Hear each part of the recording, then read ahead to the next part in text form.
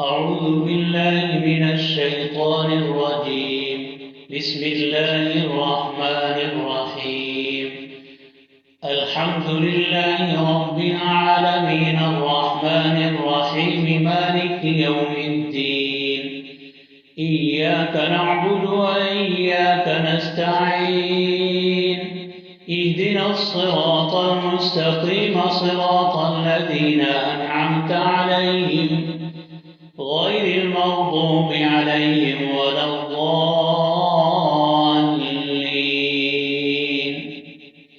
بسم الله الرحمن الرحيم. ألف لام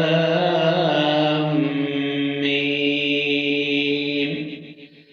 ذلك الكتاب لا ريب فيه هدى للمتقين الذين يؤمنون بالغيب ويقيمون الصلاة ومما رزقناهم ينفقون. والذين يؤمنون بما أنزل إليك وما أنزل من قبلك وبالآخرة هم يوقنون. أولئك على هدى من ربهم وأولئك هم المفلحون. إن الذين كفروا سواء عليهم أأنذرتهم أم لم تنذرهم لا يؤمنون. ختم الله على قلوبهم وعلى سمعهم وعلى أبصارهم غشاوة ولهم عذاب عظيم. ومن الناس من يقول آمنا بالله وباليوم الآخر وما هم بمؤمنين. يخادعون الله والذين آمنوا وما يخدعون إلا أنفسهم وما يشعرون. في قلوبهم مرض فزادهم الله مرضا ولهم عذاب أليم بما كانوا يكذبون. وإذا قيل لهم لا تفسدوا في الأرض قالوا إنما نحن مصلحون. ألا إنهم هم المفسدون ولكن لا يشعرون. وإذا قيل لهم آمنوا كما آمن الناس قالوا أنؤمن كما آمن السفهاء. ألا إنهم هم السفهاء ولكن لا يعلمون. وإذا لقوا الذين آمنوا قالوا آمنا وإذا خلوا إلى شياطينهم قالوا إنا معكم إنما نحن مستهزئون. الله يستهزئ بهم ويمدهم في طغيانهم يعمهون. أولئك الذين اشتروا الضلالة بالهدى فما ربحت تجارتهم وما كانوا مهتدين.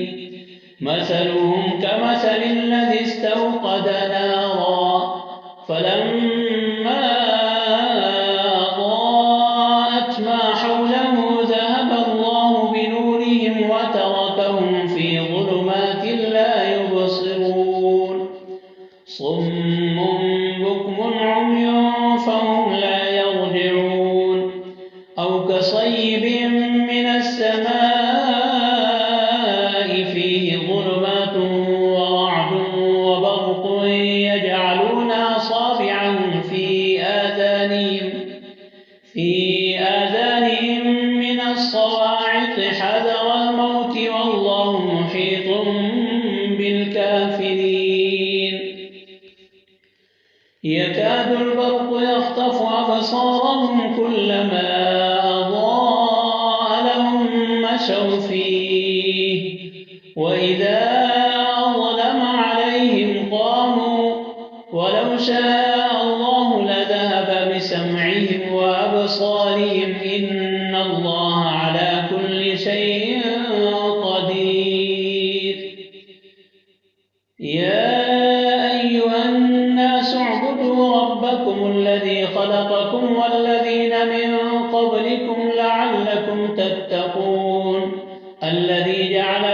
الأرض فراشا والسماء بناء وأنزل من السماء ماء فأخرج به من الثمرات رزقا لكم فلا تجعلوا لله أندادا وأنتم تعلمون وإن كنتم في ريب مما نزلنا على عبدنا فأتوا بسورة من مثله وادعوا شهداءكم من دون الله إن كنتم صادقين فإن لم تفعلوا ولن تفعلوا فاتقوا النار التي وقودها الناس والحجارة أعدت للكافرين وبشر الذين آمنوا وعملوا الصالحات أن لهم جنات تجري من تحتها الأنهار كلما رزقوا منها من ثمرة رزقا قالوا هذا الذي رزقنا من قبل وأتوا به متشابها ولهم فيها أزواج مطهرة وهم فيها خالدون إن الله لا يستحيي أن يضرب مثلا ما بعوضة فما فوقها فأما الذين آمنوا فيعلمون أنه الحق من ربهم وأما الذين كفروا فيقولون ماذا أراد الله بهذا مثلا يضل به كثيرا ويهدي به كثيرا وما يضل به إلا الفاسقين الذين ينقضون عهد الله من بعد ميثاقه ويقطعون ما أمر الله به أن يوصل ويفسدون في الأرض أولئك هم الخاسرون كيف تكفرون بالله وكنتم أمواتا فأحياكم ثم يميتكم ثم يحييكم ثم إليه ترجعون هو الذي خلق لكم ما في الأرض جميعا ثم استوى إلى السماء فسواهن 7 سماوات وهو بكل شيء عليم وإذ قال ربك للملائكة إني جاعل في الأرض خليفة قالوا وتجعل فيها من يفسد فيها ويسفك الدماء ونحن نسبح بحمدك ونقدس لك قال إني أعلم ما لا تعلمون وعلم آدم الأسماء كلها ثم عرضهم على الملائكة فقال أنبئوني بأسماء هؤلاء إن كنتم صادقين قالوا سبحانك لا علم لنا إلا ما علمتنا إنك أنت العليم الحكيم قال يا آدم أنبئهم بأسمائهم فلما أنبأهم بأسمائهم قال ألم أقل لكم إني أعلم غيب السماوات والأرض وأعلم ما تبدون وما كنتم تكتمون وإذ قلنا للملائكة اسجدوا لآدم فسجدوا إلا إبليس أبى واستكبر وكان من الكافرين وقلنا يا آدم اسكن أنت وزوجك الجنة وكلا منها رغدا حيث شئتما ولا تقربا هذه الشجرة فتكونا من الظالمين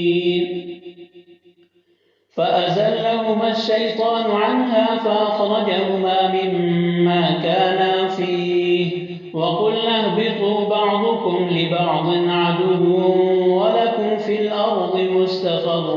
ومتاع إلى حين فتلقى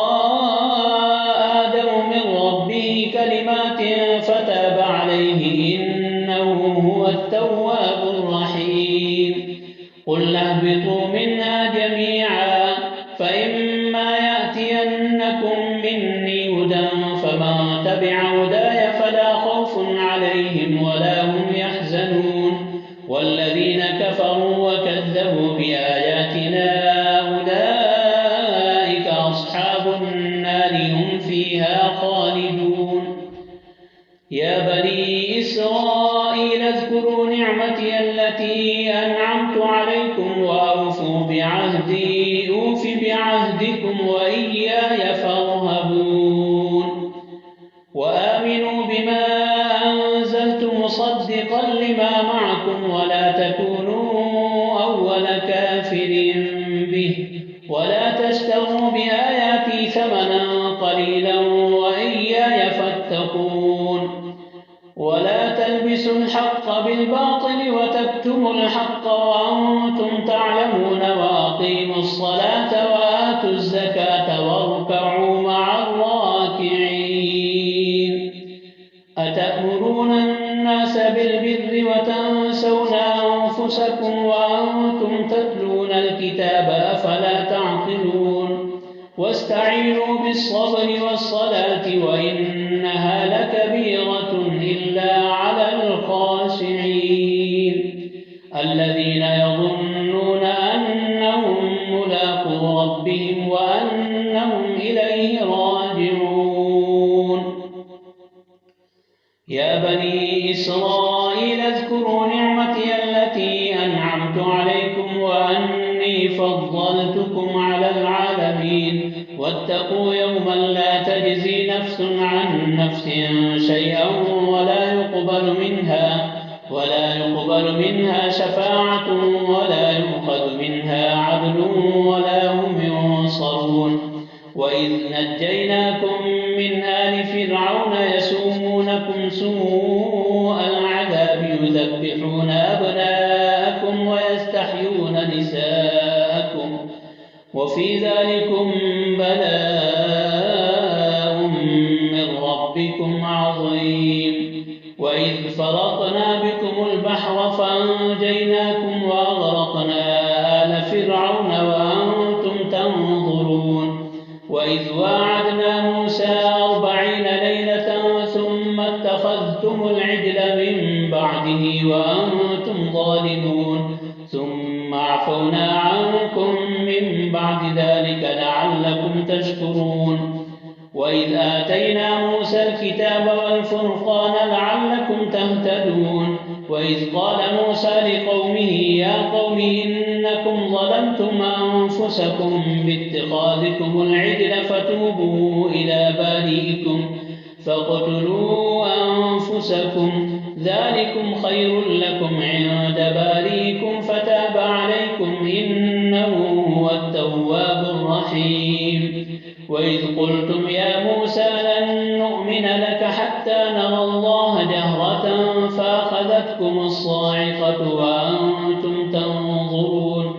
ثم بعثناكم من بعد موتكم لعلكم تشكرون وظللنا عليكم الغمام وأنزلنا عليكم المن والسلوى كلوا من طيبات ما رزقناكم وما ظلمونا ولكن كانوا أنفسهم يظلمون وإذ قلنا ادخلوا هذه القرية فكلوا منها حيث شئتم رغدا وادخلوا الباب سجدا وقولوا حطة نغفر لكم خطاياكم وسنزيد المحسنين فبدل الذين ظلموا قولا غير الذي قيل لهم فأنزلنا على الذين ظلموا رجزا من السماء بما كانوا يفسقون وإذ استسقى موسى لقومه فقل اضرب بعصاك الحجر فانفجرت منه 12 عينا قد علم كل أناس مشربهم كلوا واشربوا من رزق الله ولا تعثوا في الأرض مفسدين وإذ قلتم يا موسى لن نصبر على طعام واحد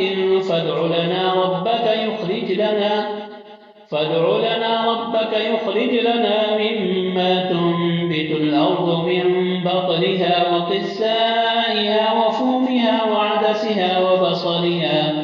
قال أتستبدلون الذي هو أدنى بالذي هو خير اهبطوا مصرا فإن لكم ما سألتم وضربت عليهم الذلة والمسكنة وباءوا بغضب من الله ذلك بأنهم كانوا يكفرون بآيات الله ويقتلون النبيين بغير الحق ذلك بما عصوا وكانوا يعتدون إن الذين آمنوا والذين هادوا والنصارى والصابئين من آمن بالله واليوم الآخر وعمل صالحا فلهم أجرهم عند ربهم ولا خوف عليهم ولا هم يحزنون وإذ أخذنا ميثاقكم ورفعنا فوقكم الطور خذوا ما آتيناكم بقوة واذكروا ما فيه لعلكم تتقون ثم توليتم من بعد ذلك فلولا فضل الله عليكم ورحمته لكنتم من الخاسرين ولقد علمتم الذين اعتدوا منكم في السبت فقلنا لهم كونوا قردة خاسئين فجعلناها نكالا لما بين يديها وما خلفها وموعظة للمتقين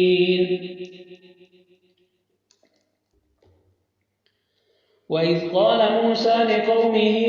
إن الله يأمركم أن تذبحوا بقرة قالوا أتتخذنا هزوا قال أعوذ بالله أن أكون من الجاهلين قالوا ادع لنا ربك يبين لنا ما هي قال إنه يقول إنها بقرة لا فارض ولا بكر عوان بين ذلك فافعلوا ما تؤمرون قالوا ادع لنا ربك يبين لنا ما لونها قال إنه يقول إنها بقرة صفراء فاقع لونها تسر الناظرين قالوا ادع لنا ربك يبين لنا ما هي إن البقرة تشابه علينا وإنا إن شاء الله لمهتدون قال إنه يقول إنها بقرة لا ذلول تثير الأرض ولا تسقي الحرث مسلمة لا شية فيها قالوا الآن جئت بالحق فذبحوها وما كادوا يفعلون وإذ قتلتم نفسا فادارأتم فيها والله مخرج ما كنتم تكتمون فقلنا اضربوه ببعضها كذلك يحيي الله الموتى ويريكم آياته لعلكم تعقلون ثم قست قلوبكم من بعد ذلك فهي كالحجارة أو أشد قسوة وإن من الحجارة لما يتفجر منه الأنهار وإن منها لما يشقق فيخرج منه الماء وإن منها لما يهبط من خشية الله وما الله بغافل عما تعملون أفتطمعون أن يؤمنوا لكم وقد كان فريق منهم يسمعون كلام الله ثم يحرفونه من بعد ما عقلوه وهم يعلمون وإذا لقوا الذين آمنوا قالوا آمنا وإذا خلا بعضهم إلى بعض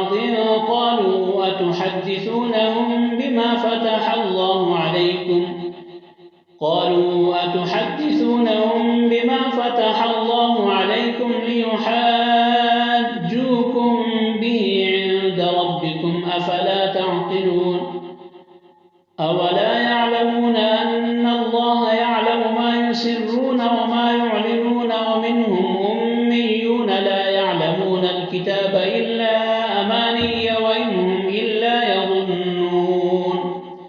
فويل للذين يكتبون الكتاب بأيديهم ثم يقولون هذا من عند الله ليشتروا به ثمنا قليلا فويل لهم مما كتبت أيديهم وويل لهم مما يكسبون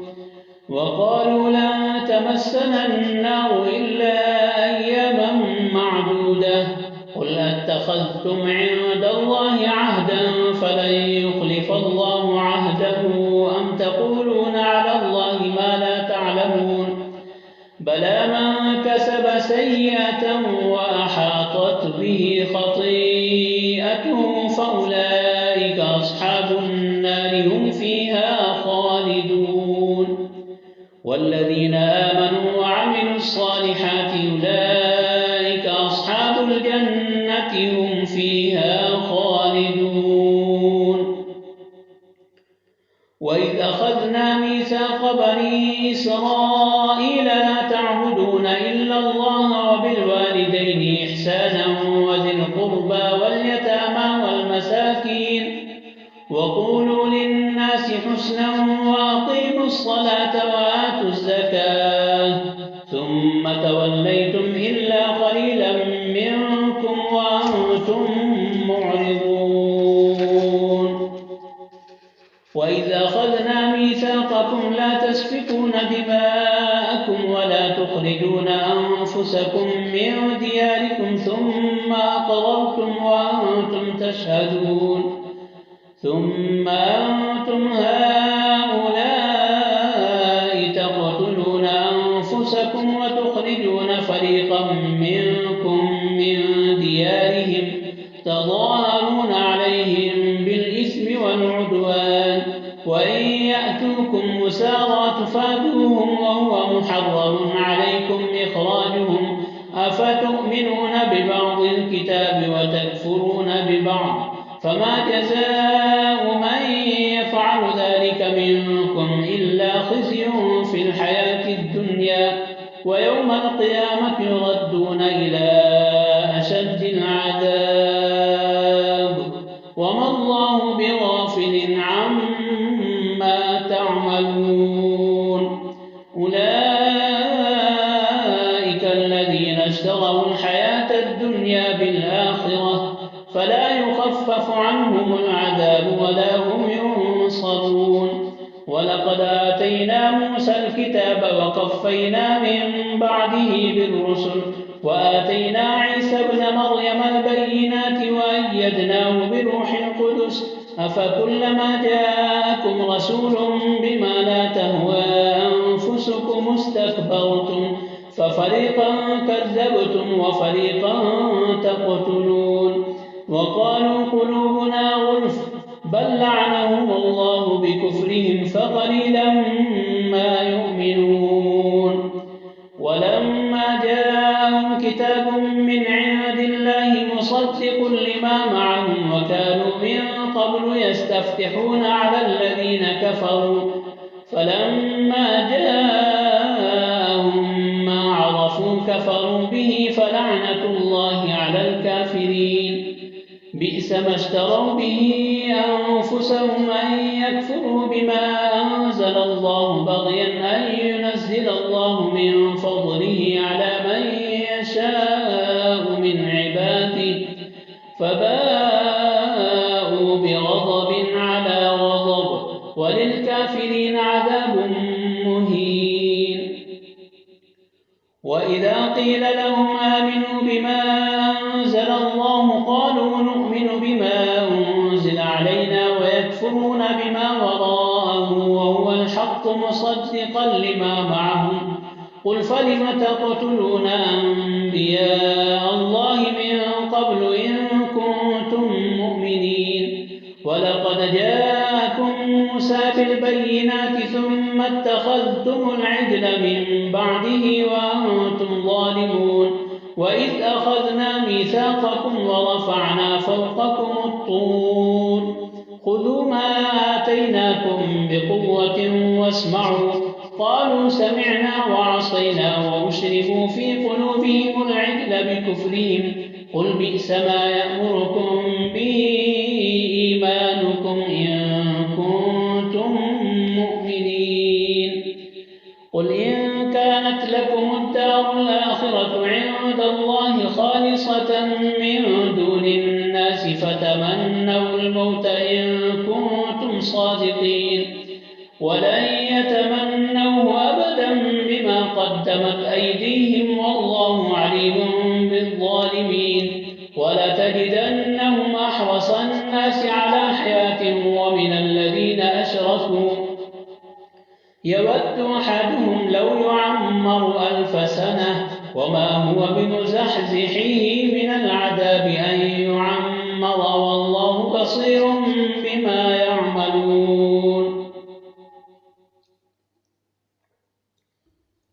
قل من كان عدوا لجبريل فإنه نزله على قلبك بإذن الله مصدقا لما بين يديه وهدى وبشرى للمؤمنين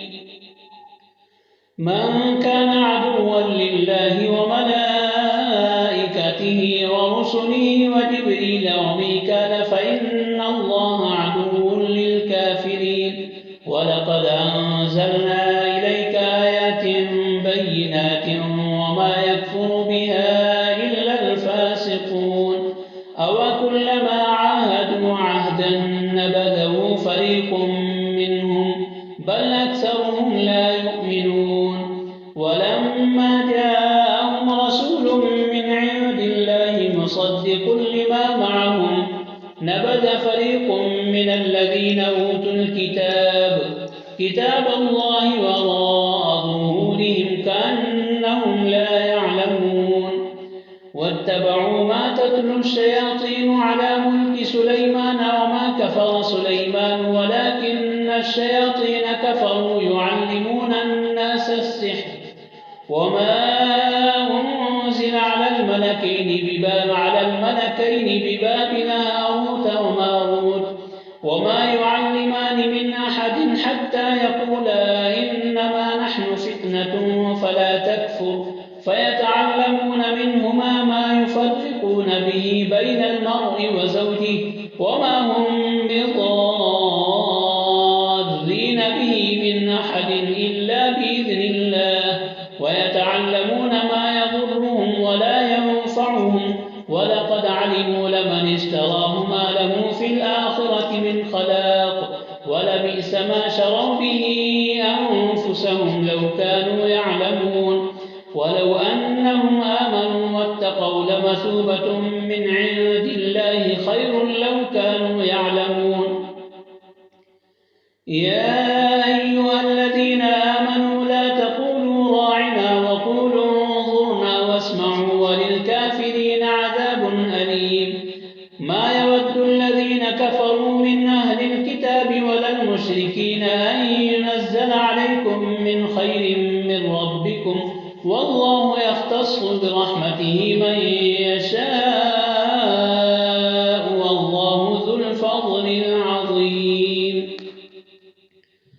ما ننسخ من آية أو ننسها نأتي بخير منها أو مثلها ألم تعلم أن الله على كل شيء قدير ألم تعلم أن الله له ملك السماوات والأرض وما لكم من دون الله من ولي ولا نصير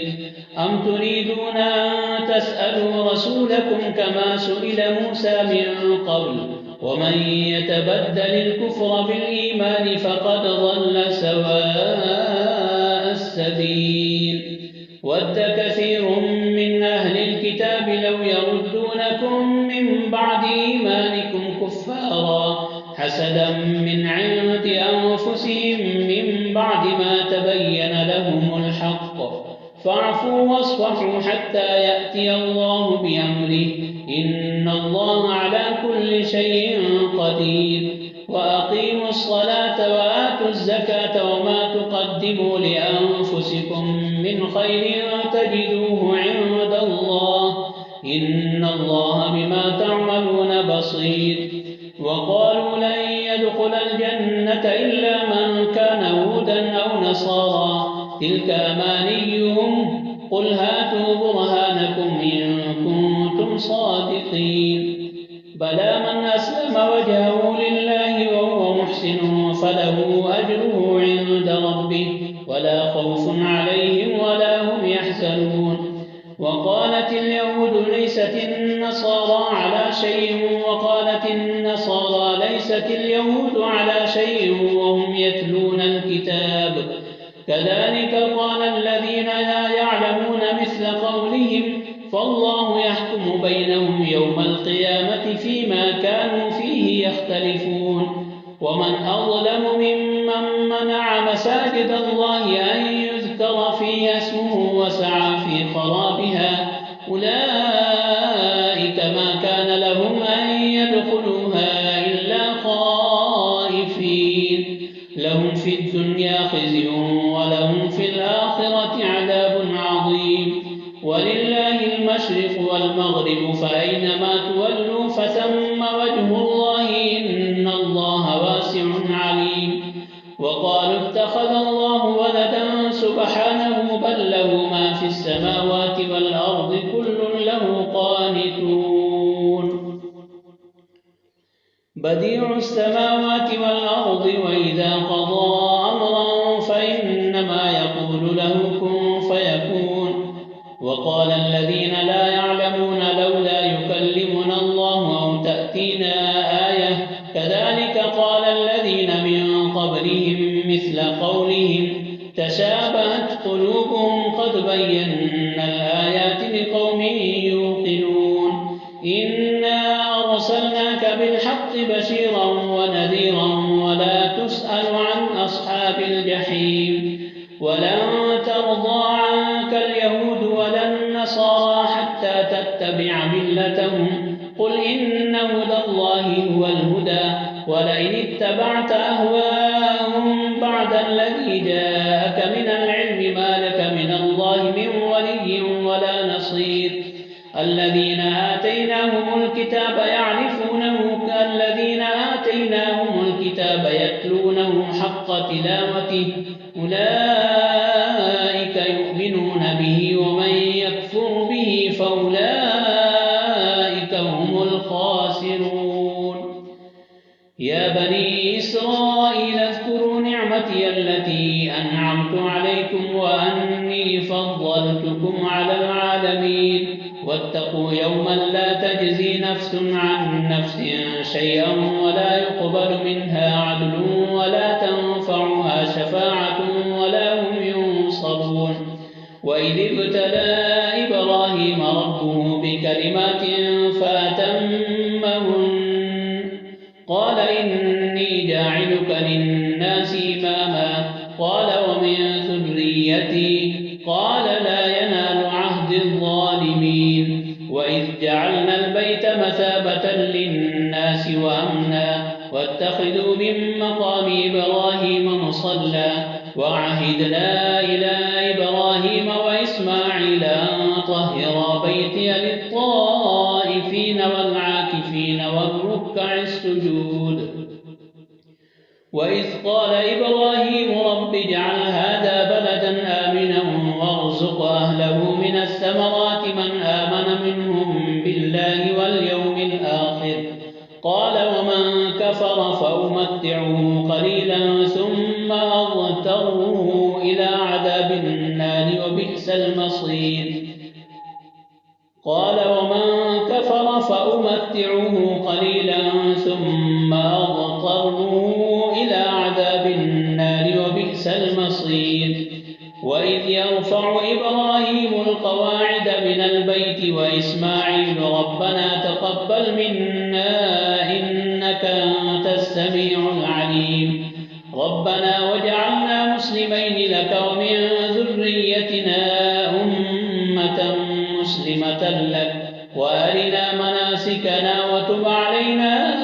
إنك أنت التواب الرحيم ربنا وابعث فيهم رسولا منهم يتلو عليهم آياتك ويعلمهم الكتاب والحكمة ويزكيهم إنك أنت العزيز الحكيم ومن يرغب عن ملة إبراهيم إلا من سفه نفسه ولقد اصطفيناه في الدنيا وإنه في الآخرة لمن الصالحين إذ قال له ربه أسلم قال أسلمت لرب العالمين ووصى بها إبراهيم بنيه ويعقوب يا بني إن الله اصطفى لكم الدين فلا تموتن إلا وأنتم مسلمون أم كنتم شهداء إذ حضر يعقوب الموت إذ قال لبنيه ما تعبدون من بعدي قالوا نعبد إلهك وإله آبائك إبراهيم وإسماعيل وإسحاق إلها واحدا ونحن له مسلمون تلك أمة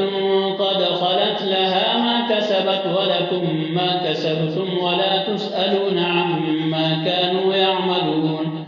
وقالوا كونوا هودا أو نصارى تهتدوا قل بل ملة إبراهيم حنيفا وما كان من المشركين قولوا آمنا بالله وما أنزل إلينا وما أنزل إلى إبراهيم وإسماعيل وإسحاق ويعقوب والأسباط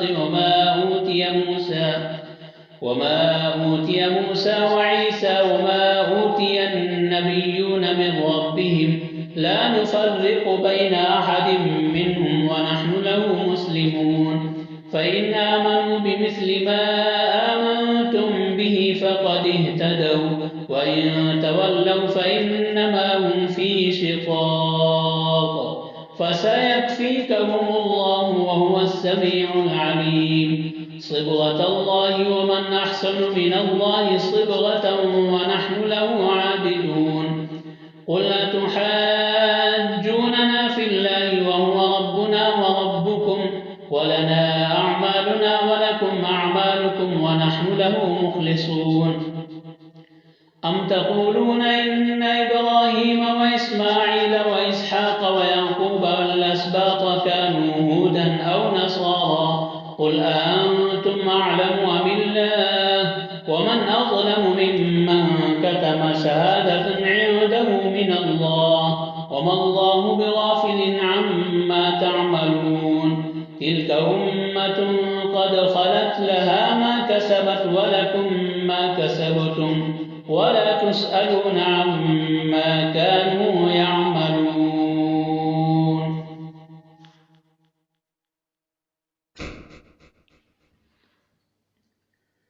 سيقول السفهاء من الناس ما ولاهم عن قبلتهم التي كانوا عليها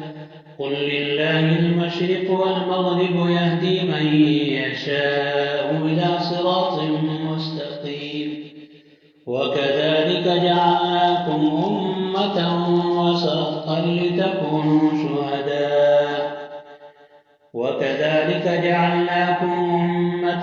وسطا لتكونوا شهداء على الناس ويكون الرسول عليكم شهيدا وما جعلنا القبلة التي كنت عليها إلا لنعلم من يتبع الرسول ممن ينقلب على عقبيه وإن كانت لكبيرة إلا على الذين هدى الله وما كان الله ليضيع إيمانكم إن الله بالناس لرءوف رحيم قد نرى تقلب وجهك في السماء فلنولينك قبلة ترضاها فول وجهك شطر المسجد الحرام وحيث ما كنتم فولوا وجوهكم شطره وإن الذين أوتوا الكتاب ليعلمون أنه الحق من ربهم وما الله بغافل عما يعملون ولئن أتيت الذين أوتوا الكتاب بكل آية ما تبعوا قبلتك وما أنت بتابع قبلتهم وما بعضهم بتابع قبلة قبلة بعض ولئن اتبعت أهواءهم من بعد ما جاءك من العلم إنك إذا لمن الظالمين. الذين آتيناهم الكتاب يعرفونه كما يعرفون أبناءهم وإن فريقا منهم ليكتمون الحق وهم يعلمون. الحق من ربك فلا تكونن من الممترين. ولكل وجهة هو موليها فاستبقوا الخيرات أينما تكونوا يأت بكم الله جميعا إن الله على كل شيء قدير. ومن حيث خرجت فول وجهك شطر المسجد الحرام وإنه للحق من ربك وما الله بغافل عما تعملون. ومن حيث خرجت فول وجهك شطر المسجد الحرام وحيث ما كنتم فولوا وجوهكم شطره لئلا يكون للناس عليكم حجة إلا الذين ظلموا منهم فلا تخشوهم واخشوني وليتم نعمتي عليكم ولعلكم تهتدون. كما أرسلنا فيكم رسولا منكم يتلو عليكم آياتنا ويزكيكم ويعلمكم الكتاب والحكمة ويعلمكم ما لم تكونوا تعلمون. فاذكروني أذكركم واشكروا لي ولا تكفرون. يا أيها الذين آمنوا استعينوا بالصبر والصلاة إن الله مع الصابرين. ولا تقولوا لمن يقتل في سبيل الله أموات بل أحياء ولكن لا تشعرون. ولنبلونكم بشيء من الخوف والجوع ونقص من الأموال والأنفس والثمرات وبشر الصابرين الذين إذا أصابتهم مصيبة قالوا إنا لله وإنا إليه راجعون. أولئك عليهم صلوات من ربهم ورحمة وأولئك هم المهتدون. إن الصفا والمروة من شعائر الله فمن حج البيت أو اعتمر فلا جناح عليه أن يطوف بهما ومن تطوع خيرا فإن الله شاكر عليم. إن الذين يكتمون ما أنزلنا من البينات والهدى من بعد ما بيناه للناس في الكتاب أولئك يلعنهم الله ويلعنهم اللاعنون إلا الذين تابوا وأصلحوا وبينوا فأولئك أتوب عليهم وأنا التواب الرحيم. إن الذين كفروا وماتوا وهم كفار أولئك عليهم لعنة الله والملائكة والناس أجمعين خالدين فيها لا يخفف عنهم العذاب ولا هم ينظرون. وإلهكم إله واحد لا إله إلا هو الرحمن الرحيم. إن في خلق السماوات والأرض واختلاف الليل والنهار والفلك التي تجري في البحر بما ينفع الناس وما أنزل الله من السماء من ماء هذه الأرض بعد موتها وبث فيها من كل دابة وتصريف الرياح والسحاب المسخر بين السماء والأرض لآيات لقوم يعقلون ومن الناس من يتخذ من دون الله أندادا يحبونهم كحب الله والذين آمنوا أشد حبا لله ولو يرى الذين ظلموا إذ يرون العذاب أن القوة لله جميعا وأن الله شديد العذاب إذ تبرأ الذين اتبعوا من الذين اتبعوا ورأوا العذاب وتقطعت بهم الأسباب وقال الذين اتبعوا لو أن لنا كرة فنتبرأ منهم كما تبرأوا منا كذلك يريهم الله أعمالهم حسرات عليهم وما هم بخالدين من النار يا أيها الناس كلوا مما في الأرض حلالا طيبا ولا تتبعوا خطوات الشيطان إنه لكم عدو مبين إنما يأمركم بالسوء والفحشاء وأن تقولوا على الله ما لا تعلمون وإذا قيل لهم اتبعوا ما أنزل الله قالوا بل نتبع ما ألفينا عليه آباءنا أولو كان آباؤهم لا يعقلون شيئا ولا يهتدون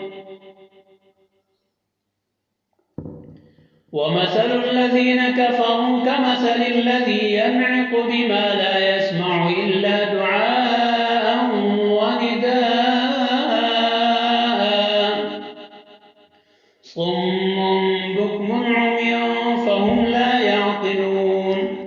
يا أيها الذين آمنوا كلوا من طيبات ما رزقناكم واشكروا لله إن كنتم إياه تعبدون إنما حرم عليكم الميتة والدم ولحم الخنزير وما أهل به لغير الله فمن اضطر غير باغ ولا عاد فلا إثم عليه إن الله غفور رحيم إن الذين يكتمون ما أنزل الله من الكتاب ويشترون به ثمنا قليلا أولئك ما يأكلون في بطونهم إلا النار ولا يكلمهم الله يوم القيامة ولا يزكيهم ولهم عذاب أليم أولئك الذين اشتروا الضلالة بالهدى والعذاب بالمغفرة فما أصبرهم على النار ذلك بأن الله نزل الكتاب بالحق وإن الذين اختلفوا في الكتاب لفي شقاق بعيد ليس البر أن تولوا وجوهكم قبل المشرق والمغرب ولكن البر من آمن بالله واليوم الآخر والملائكة والكتاب والنبيين وآتى المال على حبه ذوي القربى واليتامى والمساكين وابن السبيل والسائلين وفي الرقاب وأقام الصلاة وآتى الزكاة والموفون بعهدهم إذا عاهدوا والصابرين في البأساء والضراء وحين البأس أولئك الذين صدقوا وأولئك هم المتقون يا أيها الذين آمنوا كتب عليكم القصاص في القتلى الحر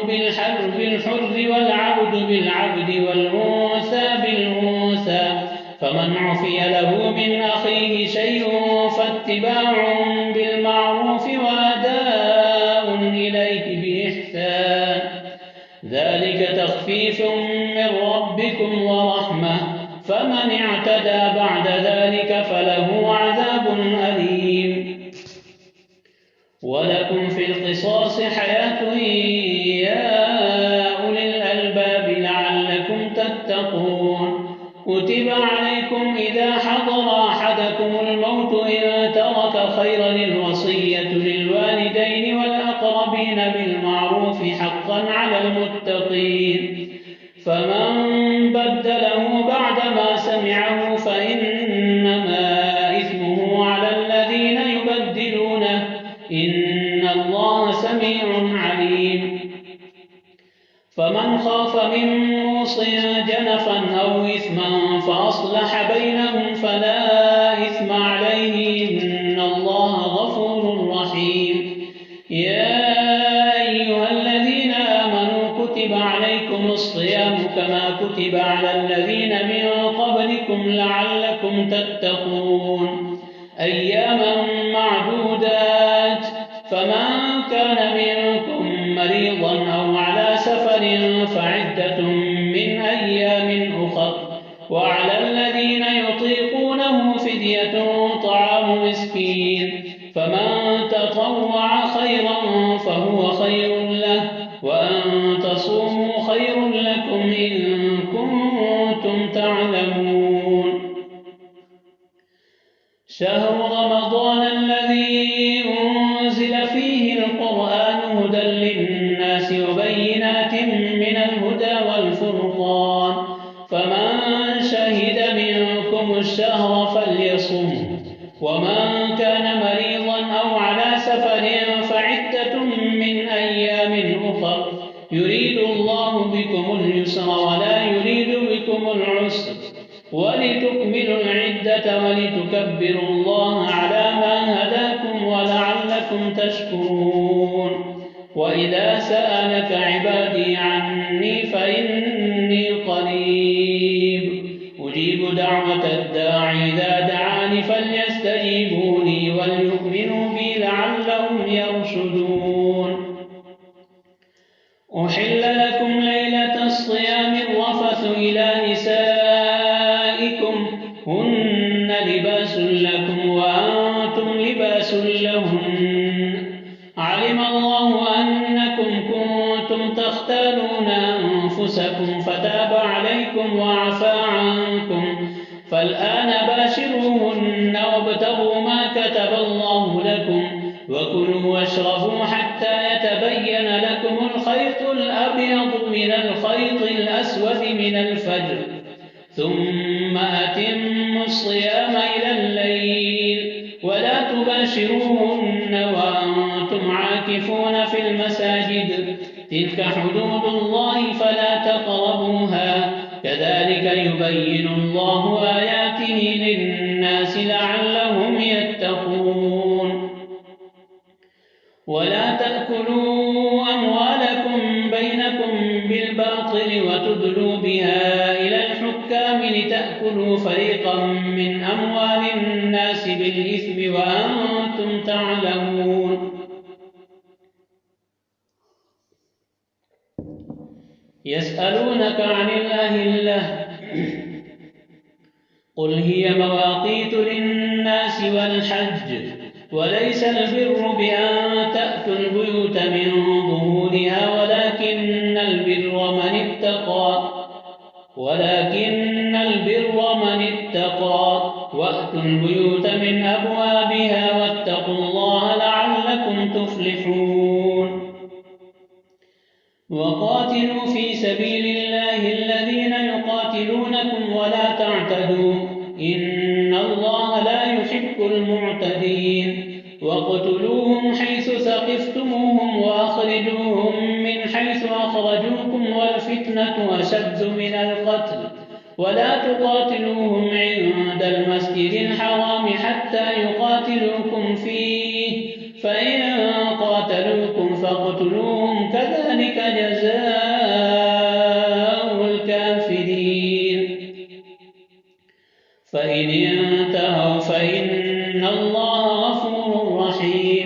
وقاتلوهم حتى لا تكون فتنة ويكون الدين لله، فإن انتهوا فلا عدوان إلا على الظالمين. الشهر الحرام بالشهر الحرام والحرمات قصاص، فمن اعتدى عليكم فاعتدوا عليه بمثل ما اعتدى عليكم، واتقوا الله واعلموا أن الله مع المتقين. وأنفقوا في سبيل الله ولا تلقوا بأيديكم إلى التهلكة وأحسنوا إن الله يحب المحسنين. وأتموا الحج والعمرة لله، فإن أحصرتم فما استيسر من الهدي، ولا تحلقوا رؤوسكم حتى يبلغ الهدي محله، فمن كان منكم مريضا أو به أذى من رأسه ففدية من صيام أو صدقة أو نسك، فإذا أمنتم فمن تمتع بالعمرة إلى الحج فما استيسر من الهدي، فمن لم يجد فصيام 3 أيام في الحج و7 إذا رجعتم، تلك 10 كاملة، ذلك لمن لم يكن أهله حاضر المسجد الحرام. واتقوا الله واعلموا أن الله شديد العقاب. الحج أشهر معلومات، فمن فرض فيهن الحج فلا رفث ولا فسوق ولا جدال في الحج، وما تفعلوا من خير يعلمه الله، وتزودوا فإن خير الزاد التقوى، واتقون يا أولي الألباب. ليس عليكم جناح أن تبتغوا فضلا من ربكم، فإذا أفضتم من عرفات فاذكروا الله عند المشعر الحرام، واذكروه كما هداكم وإن كنتم من قبله لمن الضالين. ثم أفيضوا من حيث أفاض الناس واستغفروا الله إن الله غفور رحيم. فإذا قضيتم مناسككم فاذكروا الله كذكركم آباءكم أو أشد ذكرا، فمن الناس من يقول ربنا آتنا في الدنيا وما له في الآخرة من خلاق، ومنهم من يقول ربنا آتنا في الدنيا حسنة وفي الآخرة حسنة وقنا عذاب النار. أولئك لهم نصيب مما كسبوا والله سريع الحساب. واذكروا الله في أيام معدودات، فمن تعجل في يومين فلا إثم عليه، ومن تأخر فلا إثم عليه لمن اتقى، واتقوا الله واعلموا أنكم إليه تحشرون. ومن الناس من يعجبك قوله في الحياة الدنيا ويشهد الله على ما في قلبه وهو ألد الخصام، وإذا تولى سعى في الأرض ليفسد فيها ويهلك الحرث والنسل، والله لا يحب الفساد. وإذا قيل له اتق الله أخذته العزة بالإثم فحسبه جهنم ولبئس المهاد. ومن الناس من يشري نفسه ابتغاء مرضات الله والله رؤوف بالعباد. يا أيها الذين آمنوا ادخلوا في السلم كافة ولا تتبعوا خطوات الشيطان إنه لكم عدو مبين. فإن زللتم من بعد ما جاءتكم البينات فاعلموا أن الله عزيز حكيم. هل ينظرون إلا أن يأتيهم الله في ظلل من الغمام والملائكة وقضي الأمر وإلى الله ترجع الأمور.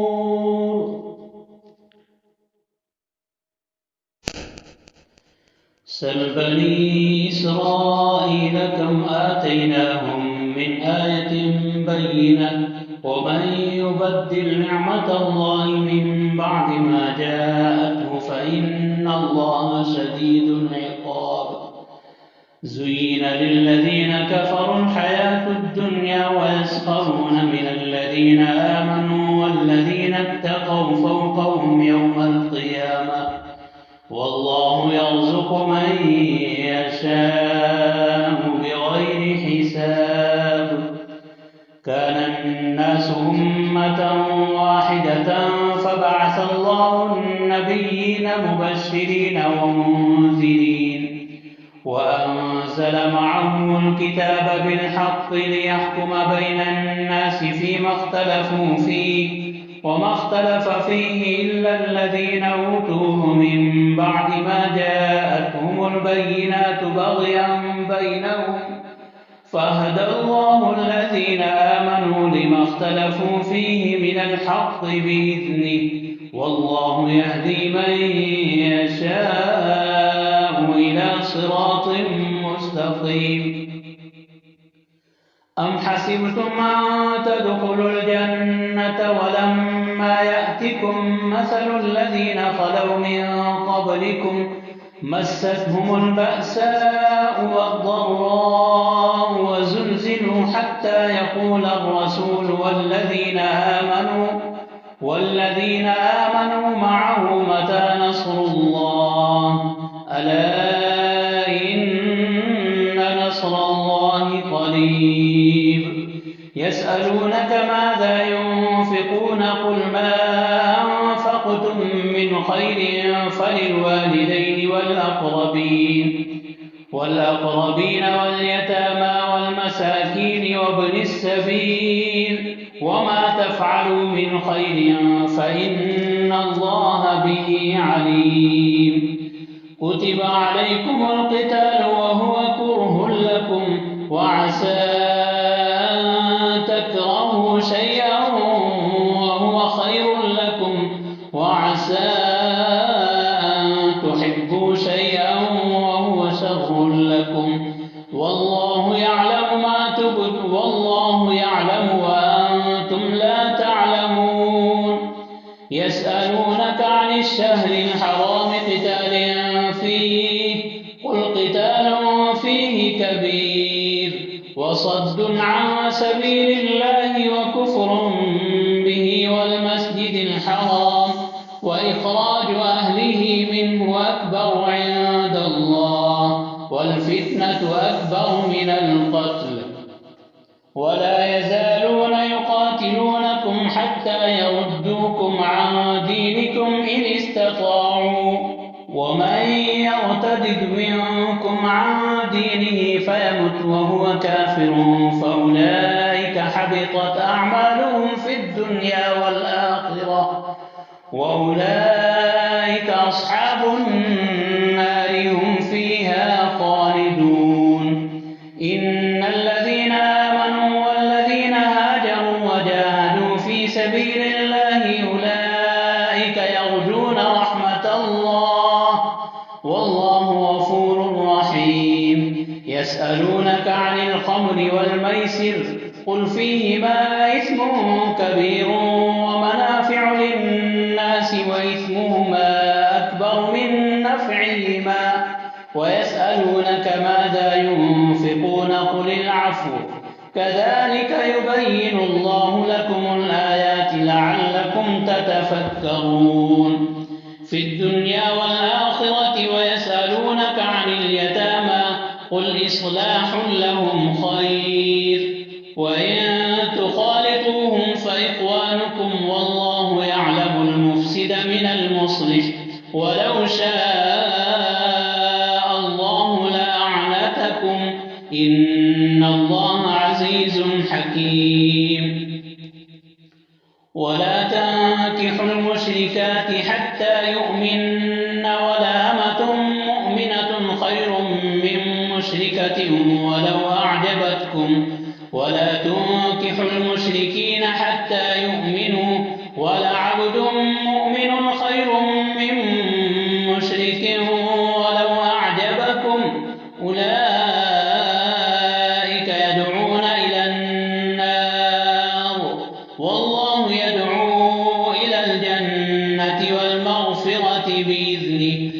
يبين آياته للناس لعلهم يتذكرون ويسألونك عن المحيض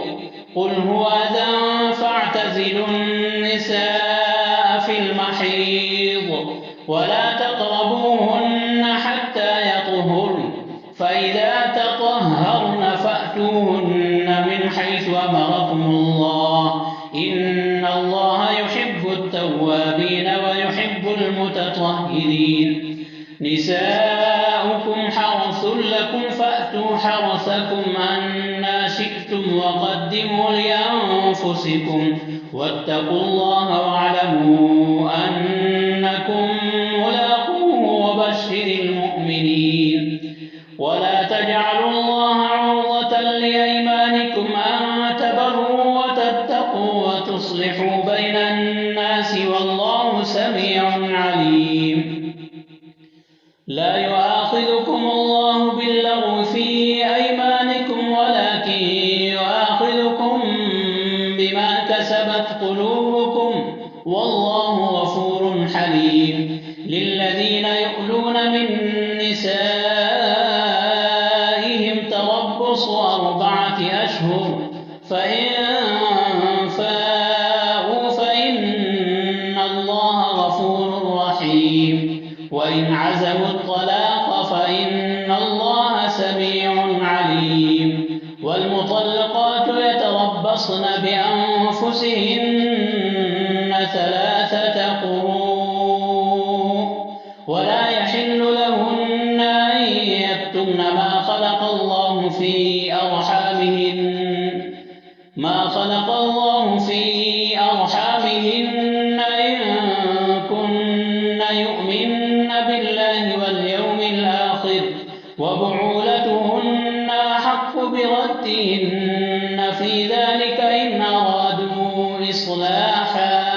ولهن مثل الذي عليهن بالمعروف وللرجال عليهن درجة والله عزيز حكيم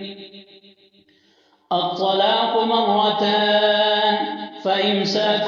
بمعروف أو تسريح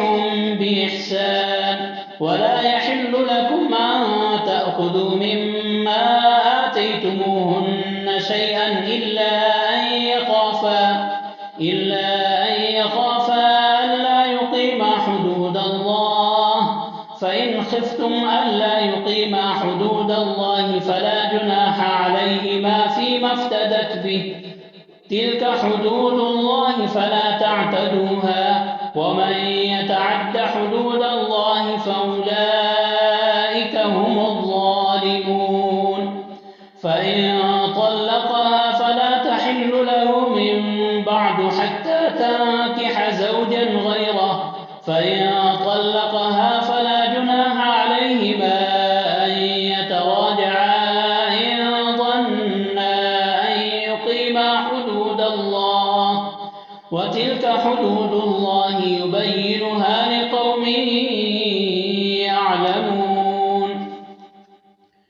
وإذا طلقتم النساء فبلغن أجلهن فأمسكوهن بمعروف أو سرحوهن بمعروف ولا تمسكوهن ضرارا لتعتدوا ومن يفعل ذلك فقد ظلم نفسه ولا تتخذوا آيات الله هزوا واذكروا نعمة الله عليكم وما أنزل عليكم من الكتاب والحكمة يعظكم به واتقوا الله واعلموا أن الله بكل شيء عليم وإذا طلقتم النساء فبلغن أجلهن فلا تعضلوهن أن ينكحن أزواجهن إذا تراضوا بينهم بالمعروف ذلك يوعظ به من كان منكم يؤمن بالله واليوم الآخر ذلكم أزكى لكم وأطهر والله يعلم وأنتم لا تعلمون والوالدات يرضعن أولادهن حولين كاملين لمن أراد أن يتم الرضاعة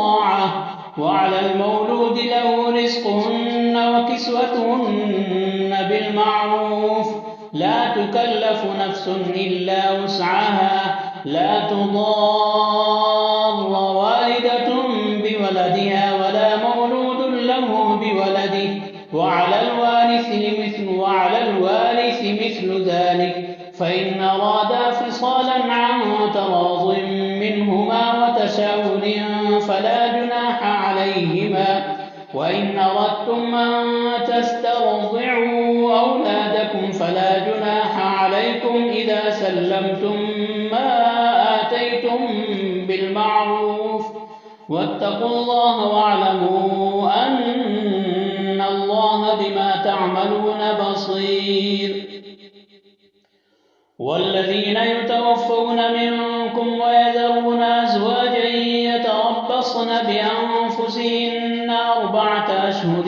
وعشرا فإذا بلغن أجلهن فلا جناح عليكم فيما فعلن في أنفسهن بالمعروف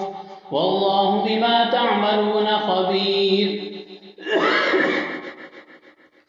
ولا جناح عليكم فيما عرضتم به من خطبة النساء أو أكننتم في أنفسكم علم الله أنكم ستذكرونهن ولكن لا تواعدوهن سرا إلا أن تقولوا قولا معروفا ولا تعزموا عقدة النكاح حتى يبلغ الكتاب أجله واعلموا أن الله يعلم ما في أنفسكم فاحذروه واعلموا أن الله غفور حليم. لا جناح عليكم إن طلقتم النساء ما لم تمسوهن أو تفرضوا لهن فريضة ومتعوهن على الموسع قدره وعلى المقتر قدره متاعا بالمعروف حقا على المحسنين. وإن طلقتموهن من قبل أن تمسوهن وقد فرضتم لهن فريضة فنصف ما فرضتم إلا أن يعفون أو يعفو الذي بيده عقدة النكاح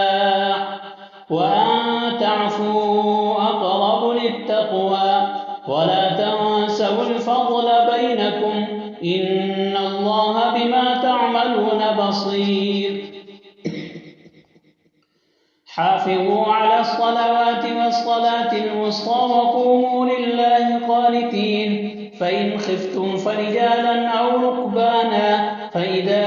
أمنتم فاذكروا الله كما علمكم ما لم تكونوا تعلمون.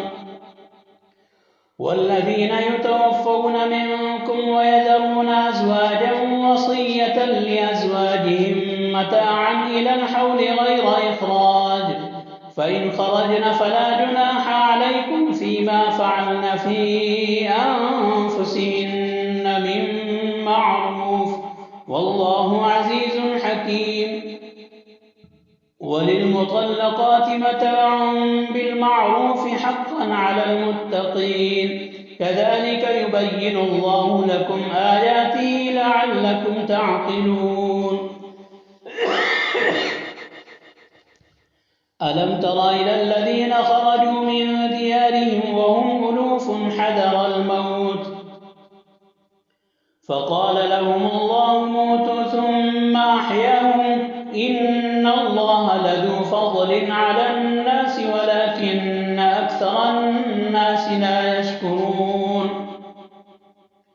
وقاتلوا في سبيل الله واعلموا أن الله سميع عليم. من ذا الذي يقرض الله قرضا حسنا فيضاعفه له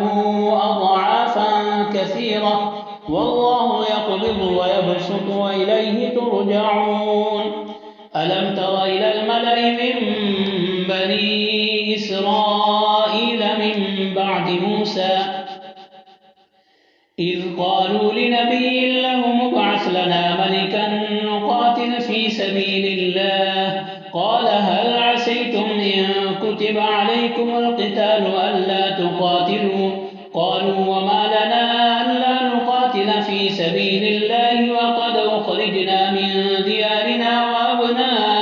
وأبنائنا فلما كتب عليهم القتال تولوا إلا قليلا منهم والله عليم بالظالمين وقال لهم نبيهم إن الله قد بعث لكم طالوت ملكا قالوا أنى يكون له الملك علينا ونحن أحق بالملك منه ولم يؤت سعة من المال قال إن الله اصطفاه عليكم وزاده بسطة في العلم والجسم والله يؤتي ملكه من يشاء والله واسع عليم وقال لهم نبيهم إن آية ملكه أن يأتيكم التابوت فيه سكينة من ربكم وبقية مما ترك آل موسى وآل هارون تحمله الملائكة إن في ذلك لآية لكم إن كنتم مؤمنين فلما فصل طالوت بالجنود قال إن الله مبتليكم بنهر فمن شرب منه فليس مني ومن لم يطعمه فإنه مني إلا من اغترف غرفة بيده فشربوا منه إلا قليلا منهم فلما جاوزه هو والذين آمنوا معه قالوا لا طاقة لنا اليوم بجالوت وجنوده قال الذين يظنون أنهم ملاقو الله كم من فئة قليلة غلبت فئة كثيرة بإذن الله والله مع الصابرين ولما برزوا لجالوت وجنوده قالوا ربنا أفرغ علينا صبرا وثبت أقدامنا وانصرنا على القوم الكافرين فهزموهم بإذن الله وقتل داود جالوت وآتاه الله الملك والحكمة وعلمه مما يشاء ولولا دفع الله الناس بعضهم ببعض لفسدت الأرض ولكن الله ذو فضل على العالمين تلك آيات الله نتلوها عليك بالحق وإنك لمن المرسلين تلك الرسل فضلنا بعضهم على بعض منهم من كلم الله ورفع بعضهم درجات وآتينا عيسى ابن مريم البينات وأيدناه بروح القدس ولو شاء الله ما اقتتل الذين من بعدهم من بعد ما جاءتهم البينات ولكن اختلفوا فمنهم من آمن ومنهم من كفر ولو شاء الله ما اقتتلوا ولكن الله يفعل ما يريد يا أيها الذين آمنوا أنفقوا مما رزقناكم من قبل أن يأتي يوم لا بيع فيه ولا خلة ولا شفاعة والكافرون هم الظالمون الله لا إله إلا هو الحي القيوم لا تأخذه سنة ولا نوم له ما في السماوات وما في الأرض من ذا الذي يشفع عنده إلا بإذنه يعلم ما بين أيديهم وما خلفهم ولا يحيطون بشيء من علمه إلا بما شاء وسع كرسيه السماوات والأرض ولا يؤوده حفظهما وهو العلي العظيم لا إكراه في الدين قد تبين الغي. فمن يكفر بالطاغوت ويؤمن بالله فقد استمسك بالعروة الوثقى لا انفصام لها، والله سميع عليم. الله ولي الذين آمنوا يخرجهم من الظلمات إلى النور، والذين كفروا أولياؤهم الطاغوت يخرجونهم من النور إلى الظلمات، أولئك أصحاب النار هم فيها خالدون. ألم تر إلى الذي حاج إبراهيم في ربه أن آتاه الله الملك إذ قال إبراهيم ربي الذي يحيي ويميت قال أنا أحيي وأميت قال إبراهيم فإن الله يأتي بالشمس من المشرق فأت بها من المغرب فبهت الذي كفر والله لا يهدي القوم الظالمين. أو كالذي مر على قرية وهي خاوية على عروشها قال أنى يحيي هذه الله بعد موتها فأماته الله 100 عام ثم بعثه قال كم لبثت؟ قال لبثت يوما أو بعض يوم قال بل لبثت 100 عام فانظر إلى طعامك وشرابك لم يتسنه وانظر إلى حمارك ولنجعلك آية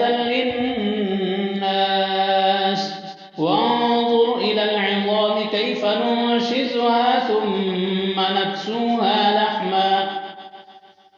فلما تبين له قال أعلم أن الله على كل شيء قدير. وإذ قال إبراهيم رب أرني كيف تحيي الموتى قال أولم تؤمن قال بلى ولكن ليطمئن قلبي قال فخذ 4 من الطير فصرهن إليك ثم اجعل على كل جبل منهن جزءا ثم ادعهن يأتينك سعيا واعلم أن الله عزيز حكيم. مثل الذين ينفقون أموالهم في سبيل الله كمثل حبة أنبتت 7 سنابل في كل سنبلة 100 حبة والله يضاعف لمن يشاء والله واسع عليم. الذين ينفقون أموالهم في سبيل الله ثم لا يتبعون ما أنفقوا منا ولا أذى لهم أجرهم عند ربهم ولا خوف عليهم ولا هم يحزنون. قول معروف ومغفرة خير من صدقة يتبعها أذى والله غني حليم. يا أيها الذين آمنوا لا تبطلوا صدقاتكم بالمن والأذى كالذي ينفق ماله رئاء الناس ولا يؤمن بالله واليوم الآخر فمثله كمثل صفوان عليه تراب فأصابه وابل فتركه صلدا لا يقدرون على شيء مما كسبوا والله لا يهدي القوم الكافرين. ومثل الذين ينفقون أموالهم ابتغاء مرضات الله وتثبيتا من أنفسهم كمثل جنة بربوة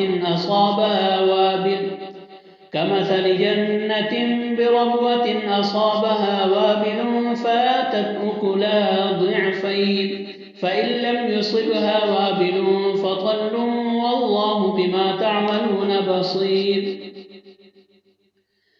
أيود أحدكم أن تكون له جنة من نخيل وأعناب تجري من تحتها الأنهار له فيها من كل الثمرات أصابه الكبر وله ذرية ضعفاء فأصابها إعصار فيه نار فاحترقت كذلك يبين الله لكم الآيات لعلكم تتفكرون يا أيها الذين آمنوا أنفقوا من طيبات ما كسبتم ومما أخرجنا لكم من الأرض ولا تيمموا الخبيث منه تنفقون ولستم بآخذيه إلا أن تغمضوا فيه واعلموا أن الله غني حميد الشيطان يعدكم الفقر ويأمركم بالفحشاء والله يعدكم مغفرة منه وفضلا والله واسع عليم يؤتي الحكمة من يشاء ومن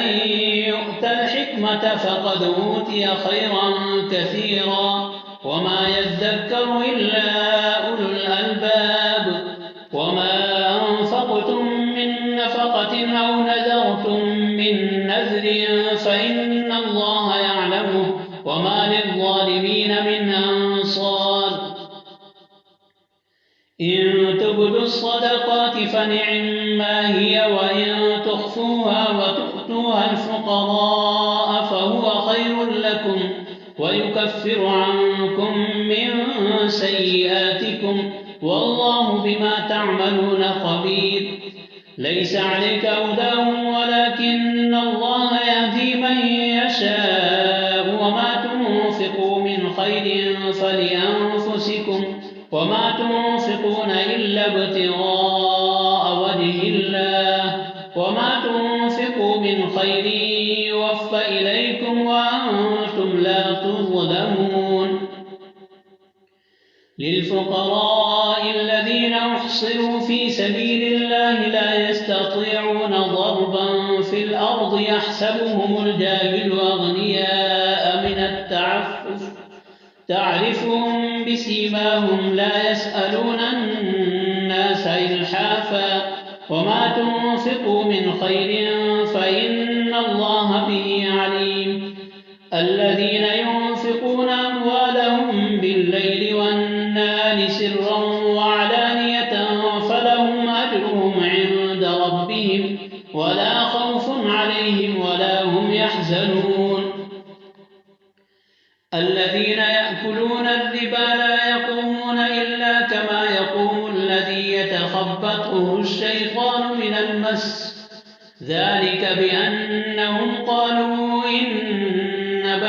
إنما البيع مثل الربا وأحل الله البيع وحرم الربا فمن جاءه موعظة من ربه فانتهى فله ما سلف وأمره إلى الله ومن عاد فأولئك أصحاب النار هم فيها خالدون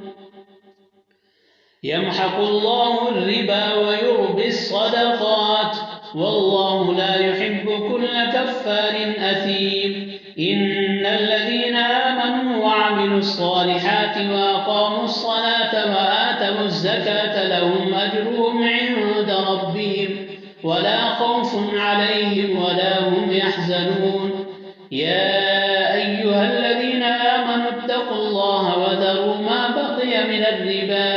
إن كنتم مؤمنين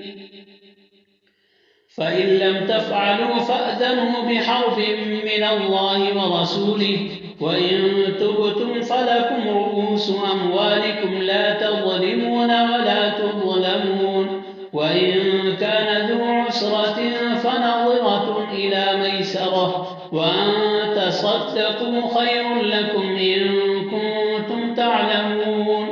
واتقوا يوما ترجعون فيه إلى الله ثم توفى كل نفس ما كسبت وهم لا يظلمون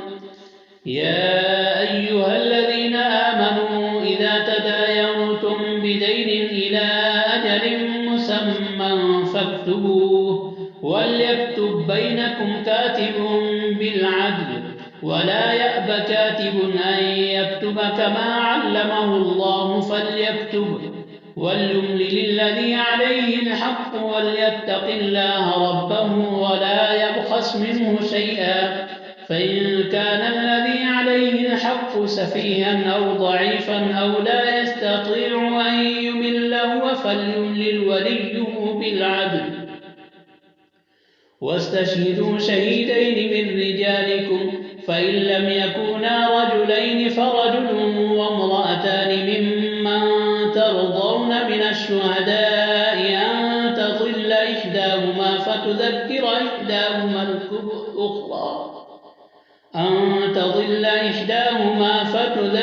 إحداهما الأخرى ولا يأبى الشهداء إذا ما دعوا ولا تسأموا أن تكتبوه صغيرا أو كبيرا إلى أجله ذلكم أقسط عند الله وأقوم للشهادة وأدنى ألا ترتابوا إلا أن تكون تجارة حاضرة تديرونها بينكم فليس عليكم جناح ألا تكتبوها وأشهدوا إذا تبايعتم ولا يضار كاتب